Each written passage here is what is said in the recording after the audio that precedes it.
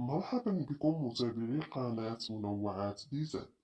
نقدم لكم البث المباشر بين فريق البرازيل وفريق الكاميرون في كأس عالم قطر 2022 بجودة عالية وبدون تقطع. لكن إذا كنت أول مرة تشاهد القناة، لا تنسى ترك لايك كي يبدأ البث المباشر بدون تقطع، حيث تبدأ المباراة اليوم بين البرازيل وبين الفريق الكاميروني على الساعة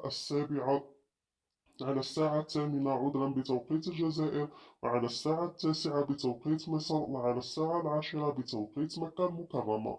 وسوف تشاهدون البث المباشر بجودة عالية جدا وبدون تقطع في قناة منوعات دي زاد، حصريا ومجانا بدون تقطع. لكن لا تنسى ترك اللايك كي يبدأ البث المباشر، وسوف يبدأ بدون تقطع وبجودة عالية جدا.